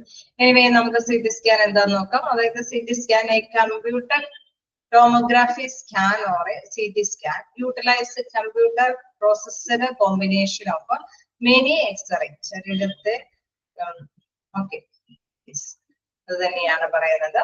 A computer tomography scan or a CT scan utilize a computer processed combination of many X-ray measurement taken from various angles to make cross-section images of particular areas of a scanned object. അതായത് ഇതിലൊരു പ്രത്യേകത ഉള്ളത് നമ്മൾ x-ray എടുക്കുന്ന മാതിരി തന്നെയാണ്, അതിന്റെ ഒരു കോമ്പിനേഷൻ ആണ് മൊത്തത്തിൽ ഈ CT സ്കാനിൽ വരുന്നത്. പക്ഷെ നേരത്തെ ഇത് ചെയ്ത മെസ്സേജ് അയച്ച മാതിരി തന്നെ മനുഷ്യന്റെ ശരീരത്തിന് ഒരുപാട് ചലനത്തിന് അല്ലെ നമുക്കറിയാം. എക്സ്റേ ഒക്കെ എടുക്കുമ്പോൾ ഏത് പൊസിഷനാണോ ആ പൊസിഷൻ അനുസരിച്ചിട്ട് ചെരിഞ്ഞും തിരിഞ്ഞൊക്കെ കൊടുത്തിട്ടാണ് നമ്മൾ എക്സ്റേകൾ എടുക്കുന്നത് അല്ലെ. ഓരോ ഭാഗവും ഒക്കെയാണ് എക്സ്റേ എടുക്കേണ്ടതായിട്ട് വരുന്നത്. പക്ഷെ ഇതിലെന്താണോ ഇതിലെ മൊത്തത്തില് അല്ലെ നമുക്ക് അറിയാം ആ ഭാഗത്തേക്ക് അങ്ങോട്ട് ഇങ്ങോട്ട് മാങ്കളൊന്നും ചലിപ്പിക്കാതെ തന്നെ നമുക്ക് CT സ്കാൻ ആയിട്ട് എടുക്കാം. അത് ശരിക്കും പറഞ്ഞാൽ എക്സ്റേയുടെ ഒരു കോമ്പിനേഷൻ ആണ്. വ്യത്യസ്ത തരത്തിലുള്ള എക്സ്റേകൾ ഒന്നിച്ച് കിട്ടുന്ന ഒരു പിക്ചർ നമുക്ക് ഇതിൽ തന്നെ CT സ്കാൻ വഴി നമുക്ക് കിട്ടുമെന്നുള്ളതാണ്. അപ്പോൾ CT സ്കാൻ എടുക്കുമ്പോൾ സാധാരണയായിട്ട് മനുഷ്യന്റെ ശരീരത്തിന് അങ്ങോട്ടും ശരിക്കേണ്ടതായിട്ടൊന്നും വരുന്നില്ല. അതോടൊപ്പം തന്നെ എക്സ്റേയിൽ കിട്ടുന്ന തന്നെ ഇമേജസ് അത് വളരെ കൃത്യമായിട്ട് കിട്ടുന്നു. പിന്നെ പല എക്സ്റേകൾ ഒന്നിച്ച് കഴിഞ്ഞാല് നമുക്ക് പല ഭാഗങ്ങളൊക്കെ ഉണ്ടാകുമ്പോൾ CT സ്കാൻ ആയിരിക്കും എന്തായാലും ഡോക്ടേഴ്സ് നിർദ്ദേശിക്കുന്നത്. പ്രത്യേകിച്ച് ഒരു ബ്രെയിൻ ഒരു CT ഇടുക. അതായത് MRIക്ക് മുന്നേ സാധാരണ എക്സ്റേ എന്നൊക്കെ പറയുമ്പോൾ നമുക്കറിയാം ബോർഡിനൊക്കെ എന്തെങ്കിലുമൊക്കെ നമ്മുടെ എല്ലുകൾക്ക് എന്തെങ്കിലുമൊക്കെ ഇതുകളൊക്കെ വരുമ്പോഴാണ് ആദ്യം എക്സ്റേ അവർ പറയുന്നത്. ഇച്ചിരി കൂടി നമുക്ക് അറിയാം ശരീരത്തിന് എവിടെയെങ്കിലും മൊത്തത്തിൽ എന്തെങ്കിലും കാര്യങ്ങളൊക്കെ ഗ്രഹിക്കണമെങ്കിൽ അതിപ്പോ നെർവുമായി ബന്ധപ്പെട്ട എന്തെങ്കിലുമൊക്കെ കാര്യങ്ങളൊക്കെ ഉണ്ടെങ്കിൽ ഉള്ളിലേക്ക് നെർവസ് പറഞ്ഞ മാതിരി തന്നെ നെർവസ് ഞരമ്പുകളിലേക്കൊക്കെ ബ്രെയിനുമായിട്ടൊക്കെ എന്തെങ്കിലുമൊക്കെ വരുമ്പോൾ അതിന് സ്പെഷ്യലായിട്ട് നമ്മൾ CT സ്കാൻ എടുക്കാൻ പറയും. അതിനൊന്നും എക്സ്റേ ഫേവറബിൾ അല്ല. അപ്പൊ CT സ്കാനിൽ നമുക്ക് ഇതേമാതിരി തന്നെ എക്സ്റേയുടെ പോലെ തന്നെ ഇമേജസ് ആണ് തരുന്നത്. പക്ഷെ എന്താണ് അത് ഒരുപാട് അത് ഇന്നറലായിട്ട് ഉള്ളിലേക്ക് നമുക്ക് കീറി മുറിച്ച് നോക്കാതെ ഇവിടെ കൃത്യമായിട്ട് പറയുന്നുണ്ട് വിത്തൗട്ട് ടിയർ. അതായത് അവിടെ കീറി മുറിക്കാതെ തന്നെ ഉള്ളിലുള്ള കാര്യങ്ങൾ നെർവിന്റെ ഒക്കെ കാര്യങ്ങൾ നമുക്കറിയാം. അത് ഉള്ളിലേക്ക് തന്നെ നമ്മുടെ നെർവ് സിസ്റ്റം ഒക്കെ എന്താണ് ശരീരത്തിന്റെ ഉള്ളിലാണ് ഞരമ്പുകളുടെ പ്രവർത്തനങ്ങളെല്ലാം. അപ്പൊ അത് കണ്ടുപിടിച്ചിട്ടുണ്ടോ, എവിടെയെങ്കിലും ഇളക്കമുണ്ടോ, ഡാമേജസ് ഉണ്ടോ എന്നൊക്കെ കൃത്യമായിട്ട് ഐഡന്റിഫൈ ചെയ്യാനാണ് CT സ്കാൻ ഉപയോഗിക്കുന്നത്. അപ്പൊ computed tomography scan or a CT scan utilize computer processor combination of many X-ray measurements taken from various angles to make cross-sectional images of particular areas of a scanned object, permitting the user to observe inside the object without a tear. അതായത് നമുക്ക് കീറി മുറിച്ച് നോക്കാതെ തന്നെ ഉള്ളിലെ ഭാഗങ്ങൾ inside ഉള്ളിലെ ഞരമ്പുകളെ കുറിച്ചിട്ടോ മറ്റെന്തെങ്കിലും ബ്രെയിനെ കുറിച്ചിട്ടൊക്കെ കൃത്യമായിട്ടുള്ളൊരു പിക്ചർ ഇമേജ് കാണിച്ചു തരാൻ വേണ്ടിയിട്ടാണ് സാധാരണയായിട്ട് CT സ്കാൻ ഉപയോഗിക്കുന്നത്. എക്സ്റേയുടെ മെഷർമെന്റ് പല പല എക്സ്റേകൾ കിട്ടുമ്പോഴുണ്ടാവുന്ന അത് തന്നെയാണ് CT സ്കാനിന്റെ ഒറ്റ പ്രൂഫായിട്ട് നമുക്ക് ലഭ്യമാക്കുന്നത്. ജസ്റ്റ് വായിച്ചു നോക്കാം.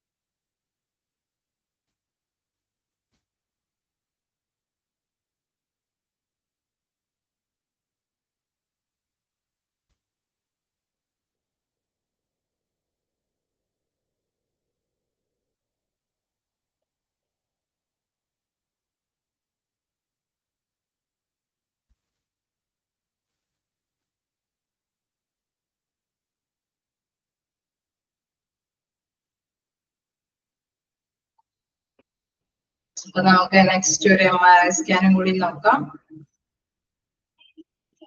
ഫസ്റ്റ് സ്കാനിന്റെ സെക്ഷൻ അതോടുകൂടി കഴിയും. MRI സ്കാന് നമ്മള് ചിലരെല്ലെങ്കിലും കണ്ടിട്ടുണ്ടാവും. എന്താണെന്നുള്ളതൊക്കെ അനുഭവസ്ഥരുമുണ്ടാവും. നിങ്ങളൊന്ന് MRI സ്കാനെ കുറിച്ചിട്ടും നിങ്ങളുടെ ഇതുകൾ അറിയാവുന്ന കാര്യങ്ങളൊന്ന് മെസ്സേജ് വിടുക.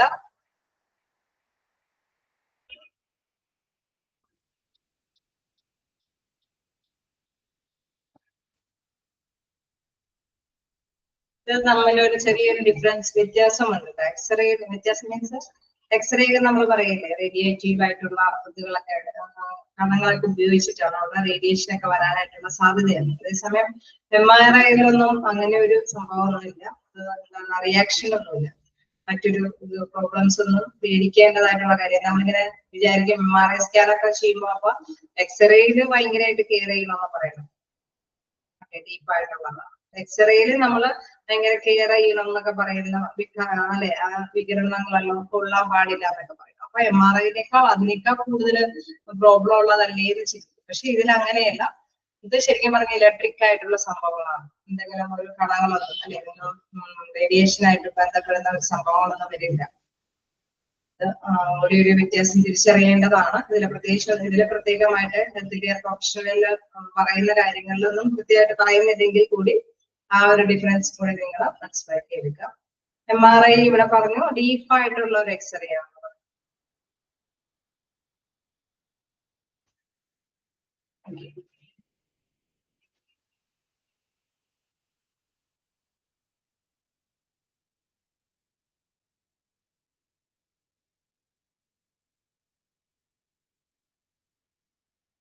ഉണ്ടാവുമെന്ന് പറയുന്നുണ്ട്.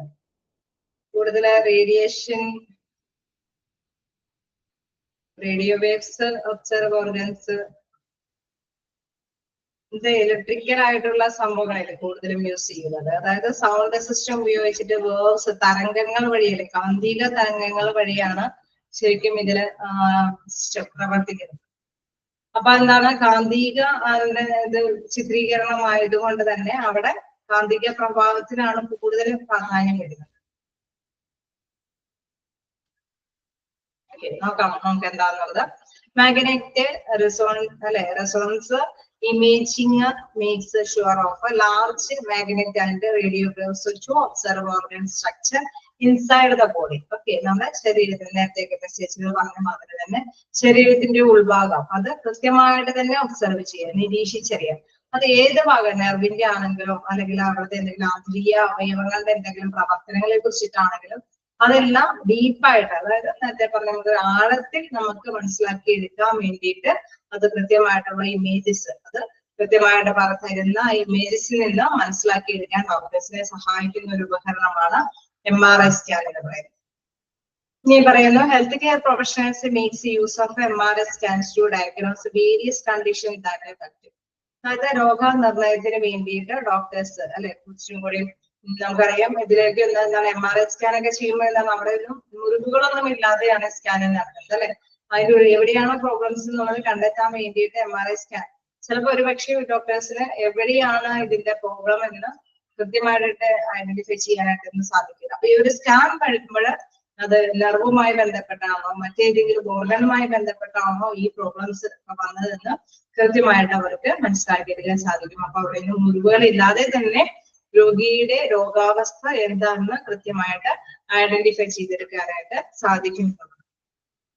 അപ്പൊ ഇതിലെന്താ പ്രധാനമായിട്ടെന്ന് പറയുന്നത്, പ്രധാനമായിട്ടും എന്താണ് കാന്തികമായിട്ടുള്ള രീതിയിൽ അല്ലെ സൗണ്ട് സിസ്റ്റം, അതായത് കൂടുതൽ സൗണ്ടുകളാണ് ഇത് ചെയ്തിട്ടാണ് അതിലേക്ക് വേഴ്സുകൾ അയക്കുന്നത്. അതനുസരിച്ചിട്ടാണ് ഇവിടെ കൃത്യമായിട്ട് തന്നെ ഇമേജസ് എടുത്തു പോകുന്നത്. അപ്പൊ അതുകൊണ്ട് തന്നെ കൂടുതൽ അല്ലെ ആഫ്റ്റർ എഫക്ട്സ് ഇല്ല എന്നുള്ളതാണ്. എനിവേ എന്തായാലും ഞാനൊന്നും MRI എടുത്തിട്ടില്ല. അപ്പോ കൃത്യമായിട്ട് തന്നെ അതിനെ കുറിച്ച് നമുക്ക് കൃത്യമായി തന്നെ മനസ്സിലാക്കി എടുക്കേണ്ടതുണ്ട്. ഇതിലെ പ്രത്യേകമായിട്ട് പറയുന്നത് കാന്തിക പ്രഭാവത്തിന്റെ അടിസ്ഥാനത്തിലാണ് ഈ ഒരു സ്കാനിങ് പ്രവർത്തനം നടക്കുന്നത് എന്നുള്ളതാണ്.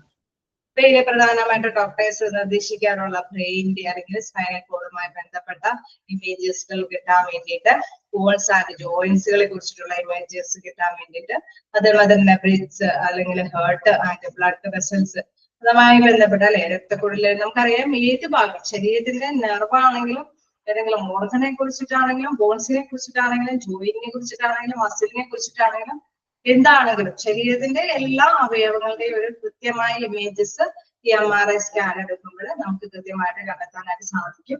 അവിടെ അപ്പൊ ശരീരത്തിന് ഒരുപാട് നമുക്കറിയാം എന്തായാലും എന്തൊക്കെ തന്നെയായാലും MRI സ്കാൻ എടുക്കുമ്പോൾ ഒരുപാട് ആഫ്റ്റർ എഫക്ട്സ് വരില്ല അല്ലെ.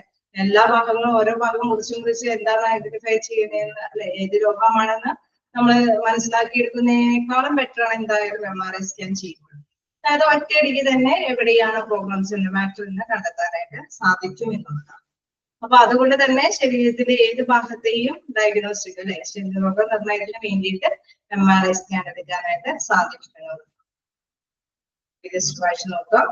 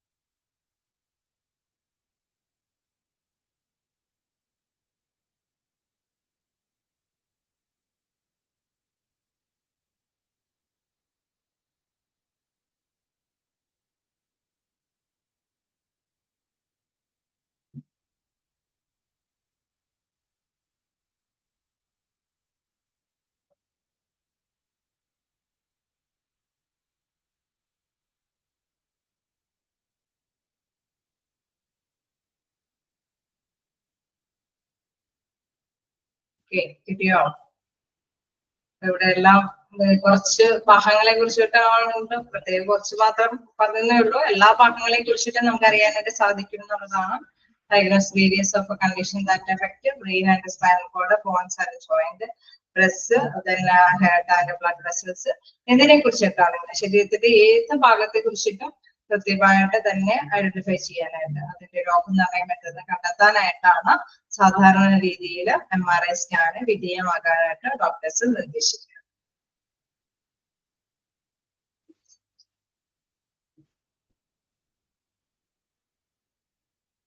ക്ലിയർ ആണോ? ജസ്റ്റ് വായിച്ചു നോക്കാം. അതായത് നിങ്ങൾ എടുത്തോളത്തോളം ജസ്റ്റ് ഒന്ന് വായിച്ചു നോക്കാം. 35 നമുക്ക് ഇനി അതായത് ശുഭാമൂടിയോടും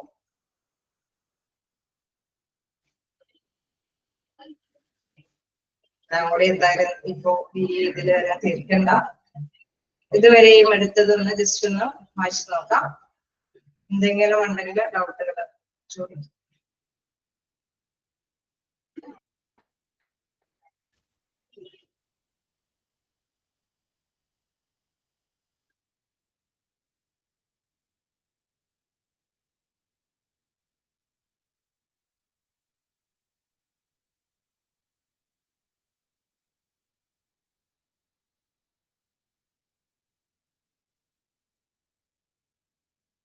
പിന്നീട് MRI സ്കാൻ എടുക്കുമ്പോൾ ചില വ്യക്തികൾക്ക് പാടില്ല എന്ന് പറയുന്നു. സാധാരണയായിട്ട് ഫേസ് സ്പീക്കറൊക്കെ ഉപയോഗിക്കുന്ന വ്യക്തികൾ, അതല്ലെങ്കിൽ നേരത്തെ കുട്ടികളെ നടക്കാനൊക്കെ വേണ്ടിയിട്ട് എന്തെങ്കിലും കാര്യങ്ങൾ ഇമേജുകളൊക്കെ ഉപയോഗിച്ചിട്ടുണ്ട് എങ്കിൽ അതുമായി ബന്ധപ്പെട്ടുള്ള വ്യക്തികൾക്കൊക്കെ MRI സ്കാൻ എടുക്കാനായിട്ട് സാധിക്കില്ല. അങ്ങനെ ഒരു മാറ്റം കൂടിയും ഇതുമായി ബന്ധപ്പെട്ടുണ്ട്.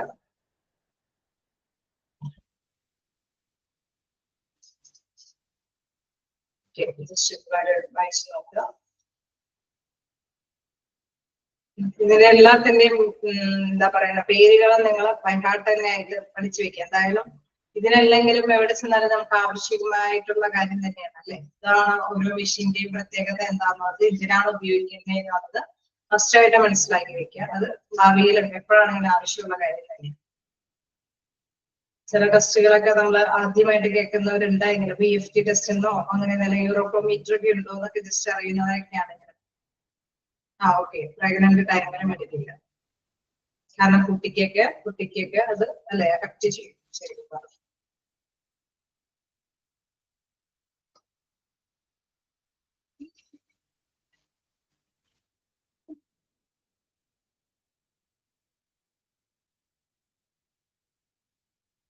ചില ഭാഗങ്ങളിലാണ് നമുക്ക് കൃത്യമായിട്ട് തന്നെ രോഗം നിർണ്ണയിക്കാൻ സാധിക്കുമെങ്കിൽ അവര് അതിന്റെ ഒരു CT എടുക്കാനാണ് പറയാം. പക്ഷെ MRI എന്ന് പറയുമ്പോൾ ചിലർക്ക് അല്ലെ എന്ത് ഭാഗത്താണ് ഇത്, എന്തുകൊണ്ടാണ് ഏത് ഭാഗത്തു നിന്നാണ് ഈ രോഗാവസ്ഥ വരുന്നതെന്ന് ചിലപ്പോൾ നിർണ്ണയിക്കാൻ പറ്റില്ല. അങ്ങനെ വരുമ്പോഴേ MRI എടുക്കാൻ പറ്റും. അത് എന്താണ് കറക്റ്റ് ആയിട്ട് ഐഡന്റിഫൈ ചെയ്യാൻ. ഫുൾ ബോഡിയാണ് നമ്മൾ സ്കാൻ ചെയ്തെടുക്കുന്നത്. ഞാൻ നേരത്തെ പറഞ്ഞതാണ് CT എടുക്കുമ്പോൾ നമ്മൾ ഏത് ഭാഗത്താണ് നമുക്ക് കൃത്യമായിട്ട് അറിയാൻ സാധിക്കുന്നത്. പക്ഷെ ഒരു തലയുടെ അല്ലെ ബ്രെയിനിൽ ഒരു CT എടുക്കുക, അല്ലെങ്കിൽ വേറെ ഏതെങ്കിലും ഭാഗത്തേക്ക് ഒരു CT എടുക്കാൻ നിർദ്ദേശിക്കും ഡോക്ടേഴ്സ്. കാരണം അതുമായി ബന്ധപ്പെട്ട മാറ്റമാണ് ഈ വന്നേക്കുന്നത്, ഈ മാറ്റർ വന്നിരിക്കുന്നത് അല്ലെങ്കിൽ ഈ പെയിൻ വന്നേക്കുന്നതെന്ന് ഡോക്ടറിന് മനസ്സിലാക്കാൻ സാധിക്കും. അതേസമയം MRI എന്ന് പറയുന്നത് അത് ഏത് ഭാഗത്തു നിന്നാണെന്ന് വ്യക്തമായിട്ടുള്ള ഒരു രൂപരേഖ ഡോക്ടർ അല്ലെ കിട്ടിയിട്ടുണ്ടാവില്ല. അതായത് ഇപ്പോഴാണ് MRI സ്കാന് വിധേയമാക്കാനായിട്ട്. ഇപ്പൊ ഫുൾ ബോഡി ചെക്കപ്പ് ആണ്. ഏതാണെങ്കിലും ഫുൾ ബോഡി ചെക്കപ്പ് എന്ന് പറയുമ്പോൾ അതിലെല്ലാം പെടും. അതായത് ഏത് ന്യൂറോ ആണെങ്കിലും മസിലാണെങ്കിലും അല്ലെങ്കിൽ ബോൺ ആണെങ്കിലും എന്താണെങ്കിലും അല്ലെ ബ്രസ്റ്റ് ആണെങ്കിലും ഏത് ഭാഗമാണെങ്കിലും അതിൽ പെടുന്നുണ്ടാവും.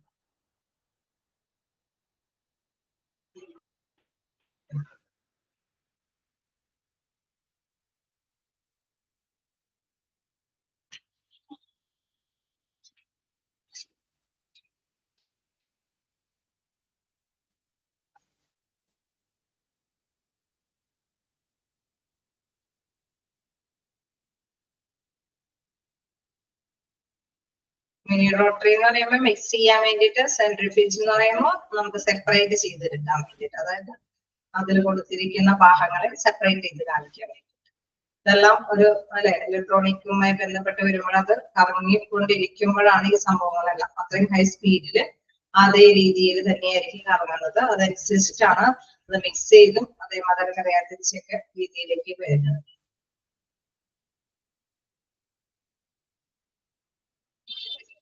പിന്നെ DCG എന്താണ്, EMG എന്താണ്, ഒന്ന് മാറിപ്പോകാതിരിക്കാൻ ശ്രമിക്കുക. ഈ ഒരു മെഡിക്കൽ എക്യുപ്മെന്റ് എപ്പോഴും ഉപകാരമായ ഒരു കാര്യമാണ് അല്ലെ. നമ്മൾ എന്താ പറയുക, ചില പോർഷൻസ് എന്നൊക്കെ പറഞ്ഞു കഴിഞ്ഞാൽ ചിലപ്പോൾ ആണെങ്കിൽ ഇപ്പൊ നമ്മൾ അല്ലെങ്കിൽ ഹോസ്പിറ്റൽ ഒരു ഡ്യൂട്ടിയുമായി ബന്ധപ്പെട്ട് വരുമ്പോഴായിരിക്കും അതല്ല. പക്ഷെ ഇത് എക്യുപ്മെന്റ് എന്ന് പറയുന്നത് നമ്മുടെ ജീവിതത്തിലെ അല്ലെ ആവശ്യമായിട്ടുള്ള ഒരു കാര്യമാണ്.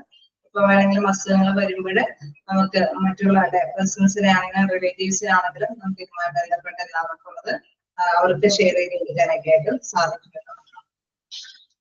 പിന്നെ നമുക്ക് വിസിബിൾ ആയിട്ട് കാണുമ്പോൾ അതെന്താണെന്നുള്ളത് വ്യക്തമായിട്ട് ഐഡന്റിഫൈ ചെയ്തെടുക്കാനായിട്ട് സാധിക്കും കൂടിയുണ്ട്. എന്തായാലും ഇതുവരെ എടുത്തേക്കുന്നതിൽ എന്തെങ്കിലും ഡൗട്ടുകൾ ഉണ്ടോ? 35 എണ്ണം നമ്മുടെ കഴിഞ്ഞു. പിന്നെ കുറച്ച് ഭാഗം കൂടി എടുക്കാനുണ്ട്.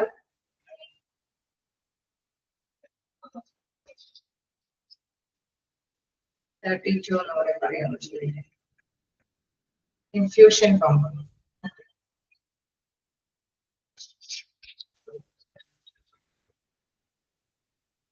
ഇൻഫ്യൂഷൻ പമ്പ് എന്ന് പറയുമ്പോൾ നമ്മുടെ ശരീരത്തിലേക്ക് ആവശ്യമായിട്ടുള്ള ലിക്വിഡ്, അതായത് നമ്മുടെ ഫ്ലൂയിനൊക്കെ നമ്മളത് എന്താണ് നല്ല രീതിയിൽ ഫുഡൊക്കെ സെൽഫായിട്ടൊന്നും കഴിക്കാൻ പറ്റില്ല. അതിനുള്ള കാര്യങ്ങളെല്ലാം വർക്കിംഗ് അല്ലാതെ വരുന്ന കണ്ടീഷനുകളിലൊക്കെയാണ് ഇത്തരത്തിലുള്ള രീതി ഉപയോഗിക്കുന്നത്. പിന്നെ നമുക്ക് ഒരു പ്രത്യേകതയായിട്ടുള്ളത് എന്ന് പറയുന്നത് ഏത് ഭാഗത്തേക്കാണ് മെഡിസിൻ കൊടുക്കാനായിട്ട് അത് ഈ ഒരു സിറിഞ്ച് ഒരു ഇഞ്ചക്ഷൻ വഴി നമുക്ക് കൊടുക്കാനായിട്ട് സാധിക്കുന്നത്. ആ രീതിയിൽ ഇതിന്റെ ഒരു പ്രത്യേകത അനുസരിച്ചിട്ട് നമുക്ക് തൊലിയുടെ അടയിലല്ലേ, തൊലിയുടെ സ്കിന്നിന്റെ അടയിൽ വേണമെങ്കിൽ കൊടുക്കാം. അതല്ലെങ്കിൽ സ്പൈനൽ കോഡിന്റെ ഭാഗത്തേക്ക് വേണമെങ്കിൽ അവിടുത്തെ വേദനയുമായി ബന്ധപ്പെട്ട്, നട്ടലിന്റെ വേദനയുമായി ബന്ധപ്പെട്ട്, അല്ലെങ്കിൽ അനസ്തേഷ്യയുമായി ബന്ധപ്പെട്ടൊക്കെ ഇൻഫ്യൂഷൻ പമ്പ് ചെയ്യാൻ സാധിക്കും. എന്നല്ലെങ്കിൽ നെർവസിലേക്കൊക്കെ നമുക്ക് ആവശ്യമായിട്ടുള്ള പോഷകങ്ങളൊക്കെ എത്തിക്കാൻ വേണ്ടിയിട്ട് ന്യൂട്രിയൻസും അതോടൊപ്പം തന്നെ മെഡിസിൻസും മറ്റെന്തെങ്കിലും കാര്യങ്ങളൊക്കെ എത്തിക്കേണ്ടതുണ്ടായിരുന്നു. അതെല്ലാം തന്നെ ഒരു നിയന്ത്രിത രീതിയിൽ തന്നെ എത്തിക്കാനായിട്ട് സാധിക്കുമെന്നുള്ളത്. ചെറിയ തോതിലാണെങ്കിലാണ് സാധാരണയായിട്ട് സിറിഞ്ച് പമ്പ് ഉപയോഗിക്കുന്നത്. എത്രത്തോളം അളവ്, ഇപ്പൊ നമ്മൾ നേരത്തെ പറഞ്ഞ രോഗിയുടെ രോഗാവസ്ഥ അനുസരിച്ചിട്ട് ഒരു ചെറിയ ഒരു നിശ്ചിത അളവിൽ മാത്രമേ, ചിലപ്പോൾ നമുക്കറിയാം സഡേഷനോ അല്ലെങ്കിൽ അനസ്തെറ്റിക് ആയിട്ടുള്ള കാര്യങ്ങളൊക്കെ കൊടുക്കുമ്പോൾ ആ രോഗി വീക്ക് ആണെങ്കിൽ ഒരുപാട് കൊടുക്കാനായിട്ട് സാധിക്കില്ല അല്ലെ. അപ്പൊ നമുക്ക് വേണമെങ്കിൽ സിറിഞ്ച് പമ്പൊക്കെ ഉപയോഗിക്കാം. ഇൻഫ്യൂഷൻ പമ്പിലെ പ്രത്യേകത നമ്മുടെ ഇതില് എത്രത്തോളം അളവിൽ വേണമെങ്കിലും നമുക്ക് പമ്പ് ചെയ്യാനായിട്ട് രോഗിയിലേക്ക് നിക്ഷേപിക്കാനായിട്ട് അല്ലെ കൊടുക്കാനായിട്ട് സാധിക്കുമെന്നുള്ളതാണ്. അപ്പൊ ആ infusion pump inject fluids, then medication of nutrients into patient's circulatory system. അതായത് നമ്മുടെ രക്തചംക്രമണ വ്യവസ്ഥയ്ക്ക് ആവശ്യമായിട്ടുള്ള ന്യൂട്രിയൻസും മെഡിസിൻസും അല്ലെങ്കിൽ ശരീരത്തിലേക്ക് ആവശ്യമായിട്ടുള്ള ദ്രാവകങ്ങളൊക്കെ എത്തിക്കാനായിട്ട് ഈ ഇൻഫ്യൂഷൻ പമ്പ് ഉപയോഗിക്കാവുന്നതാണെന്ന് പറയുന്നു. It is commonly used intravenous. സാധാരണയായിട്ട് നമ്മൾ ഉപയോഗിക്കുന്നത് ഞരമ്പിലൂടെയാണ് അല്ലെ. ഓൾസോ എന്താണ് പറയുന്നത് സബ്ക്യൂട്ടീനിയസ്, വേണമെങ്കിൽ ഏത് രീതിയിലും ഉപയോഗിക്കാം. സബ്ക്യൂട്ടീനിയസ് അതായത് ചർമ്മത്തിന്റെ അടിയിലൊക്കെ കൊഴുപ്പുകളൊക്കെ ഉണ്ടെങ്കിൽ നമ്മൾക്കറിയാം കൊഴുപ്പിനൊക്കെ അലിയിച്ച് കളയാൻ വേണ്ടിയിട്ടൊക്കെ കുറച്ച് മെഡിസിൻസ് ഒക്കെ ഇഞ്ചെക്ട് ചെയ്യും. അപ്പൊ അത് ആ ഭാഗത്തേക്ക് പമ്പ് ചെയ്യാനായിട്ട് ഈ ഇൻഫ്യൂഷൻ പമ്പ് ഉപയോഗിക്കാവുന്നതാണ്.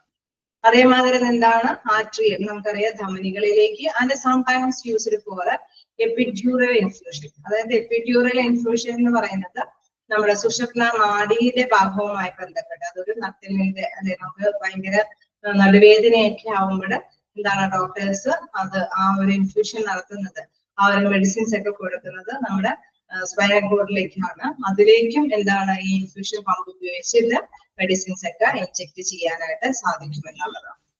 ഇനി അതിലേക്ക് ചിലപ്പോൾ എന്തെങ്കിലും പോഷകങ്ങൾ അത് വീക്കായി പോകുകയാണെങ്കിൽ അതിന് ബലം കിട്ടാൻ വേണ്ടിയിട്ട് എന്തെങ്കിലും ന്യൂട്രിയൻസും കാര്യങ്ങളൊക്കെ കൊടുക്കേണ്ടതുണ്ടെങ്കിൽ അതും ആ രീതിയിൽ ഡോക്ടേഴ്സിന് അറിയാൻ പറ്റും. അത് ഏതാണ് അല്ലെ, എത്രത്തോളം അളവിലാണെന്നൊക്കെ അവർ ഡിസൈഡ് ചെയ്യും. അത്രത്തോളം അളവിൽ തന്നെ അത് കൈകാര്യം ചെയ്ത് കൊടുക്കാനായിട്ട് സാധിക്കുമെന്നുള്ളത്. ഓക്കെ, ക്ലിയർ ആയോ?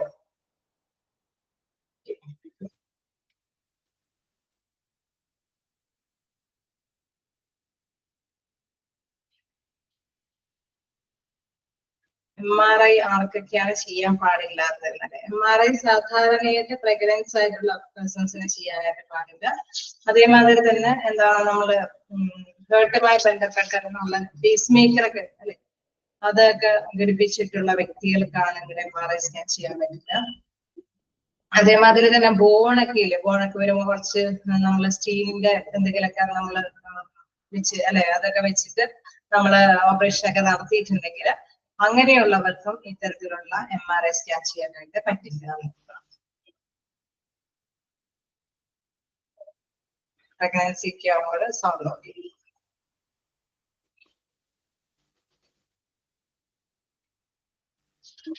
എന്തെങ്കിലും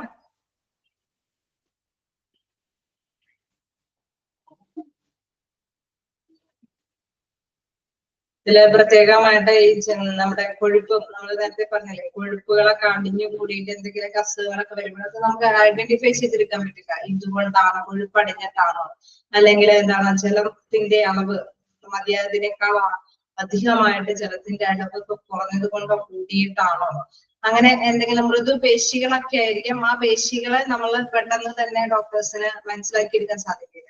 അത് ഏത് പേശികൾ കൊണ്ടാണ്, ഈ ഒരു മസിൽസ് കൊണ്ടൊക്കെയാണ് ഈ ഇവർക്ക് ഇങ്ങനെ വിട്ടുമാറാത്ത പെയിൻ വരുന്നത്. അത് കൊഴുപ്പടിഞ്ഞു കൂടിയിട്ട് ചിലപ്പോൾ പേശികളൊക്കെ ഡാമേജ് ആയിട്ട് അവർക്ക് അതുകൊണ്ടൊക്കെ ആവാം. അപ്പൊ അതൊക്കെ ഈ MRI സ്കാൻ വരുമ്പോൾ ജസ്റ്റ് അത് ക്ലിയർ ആയിട്ട് പിക്ചർ കിട്ടും.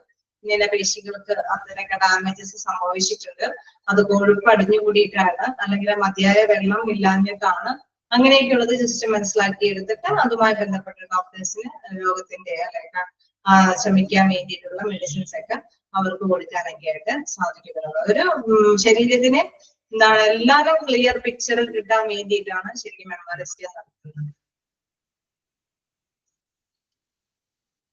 ഓക്കെ, നമുക്ക് നെക്സ്റ്റ് ക്ലാസ്സിൽ കാണാം.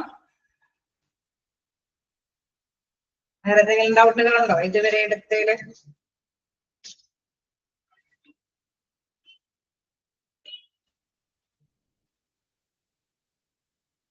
നമുക്ക് നെക്സ്റ്റ് ക്ലാസ്സിൽ കാണാം. Okay, thank you.